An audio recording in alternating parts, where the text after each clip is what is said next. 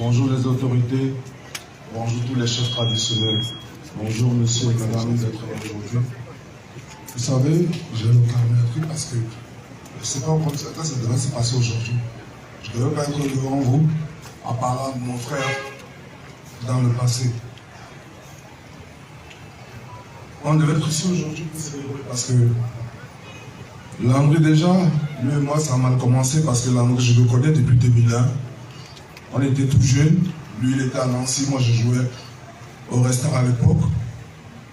Tous les deux, comment je milieu le terrain, on se croisait sur le terrain, il me faisait la misère, je me disais mais c'est qui ça? C'est qui à chaque fois que j'ai le ballon, il récupère le ballon. C'est à la fin du match que je demande mais t'es quoi? Il me dit qu'il est Camerounais, je dis mince, ah, donc c'est mon frère Camerounais qui me rend la vie difficile sur un terrain de football. Il fallait me laisser passer quand j'avais le ballon, il me dit ah, non, je ne peux pas te laisser passer. Après, on va se réconcilier. Après, depuis ce jour-là, on a commencé à s'appeler la MIF. Moi, je l'appelais comme ça, la MIF. La MIF, 2 ans plus tard, le Seigneur a voulu. On a participé à la CAN cadette ensemble. On a gagné. La MIF, c'était quelqu'un de, je dis, humble, à l'écoute de tout le monde. C'était toujours un rassembleur. Celui qui savait me guider parce que, par rapport à lui et moi, ceux qui me connaissent savent que j'ai un tempérament pas facile, mais c'était la seule personne qui essayait toujours de me calmer en me disant la MIF. Et doucement, parce que c'était le seul qui me connaissait un peu le mieux par rapport à tout le monde. Ce que je ressens aujourd'hui n'a pas... J'ai même pas de mots, je peux pas le parler de lui au passé. Parce qu'on m'a appelé, Arnaud m'a appelé de faire un témoignage, j'ai dit non, je parle pas de mon frère au passé. Parce que ce qu'on a vécu n'a pas de prix. 2 fois, on restait au téléphone de 20h jusqu'à 22h, il est là. Ma femme aussi était là, elle, je pense qu'elle était jalouse parce qu'on quittait au téléphone à 2h du matin, on se regardait, et il a mis, il est déjà 2h, c'est sûr que nos femmes elles vont être énervées. Je lui dis, allez, allons nous coucher. C'est comme ça qu'on passait nos journées, nos soirées ensemble. Je suis venu à Tchang, je n'étais jamais venu à Tchang. Landry m'a ramené ici, il m'a dit, je veux faire quelque chose pour cette population, je veux faire quelque chose pour mon village. Il m'a amené chez le préfet, on avait un projet, c'est pour ça que je chante au début, c'est pas comme ça qu'on devait se voir aujourd'hui. On devait se voir, il devait être là, présenter ce qu'il avait à présenter, le faire bien aujourd'hui. Malheureusement, je viens ici devant vous, sans mon frère, en parlant de lui au passé. Mais moi, je ne parlerai pas de lui au passé parce que ce que ce monsieur a partagé avec moi n'a pas de prix. La dernière fois qu'on s'est vu, il était chez moi, il a fait 10 jours. Et comme j'ai dit à sa femme, elle peut venir à tout moment parce que Landry, quand elle est arrivée chez moi, il y avait la chambre, tout le monde connaît. Si je suis là où je ne suis pas là, dès qu'il entre, on lui donne la clé, on dit vas-y rentre. J'ai partagé tellement de choses que si je me mets à parler de Landry aujourd'hui, on ne va pas y arriver.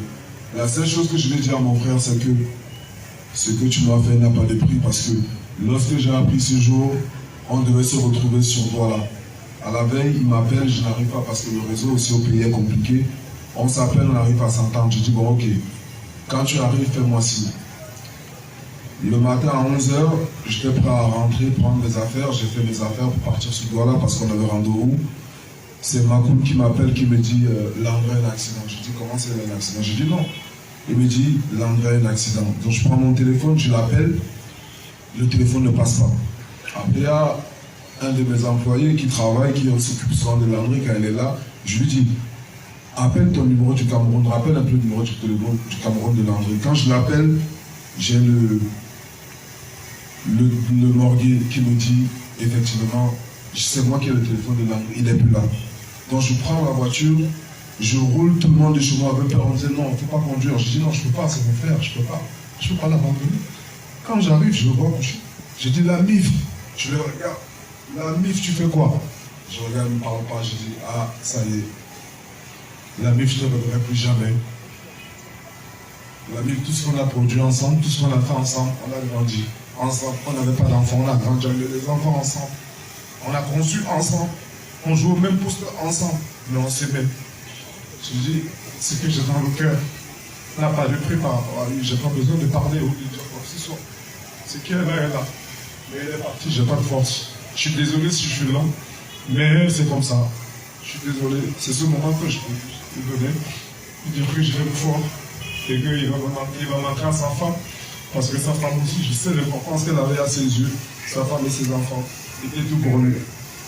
Comme un frère a dit ici tout à l'heure, il m'a dit, je vais chercher ma femme, ça fait 10 mois que j'ai laissé ma femme et mes enfants. Il faut que je les amène voir ce que j'ai fait. Je lui disais parce que à force de faire des choses à l'extérieur, tu n'es pas là, c'est difficile. Viens, c'est moi qui l'ai poussé, je t'ai vu des personnes qui l'ont poussé. Viens sur place. Il faut que tu sois là pour que les choses marchent. Quand il est venu, il me disait, tu avais raison. À distance, je n'arrivais pas. Maintenant, je suis là, j'ai fini, il faut que madame et les enfants viennent voir. Malheureusement, mon frère ne verra jamais ce qu'il a fini avec sa femme et ses enfants.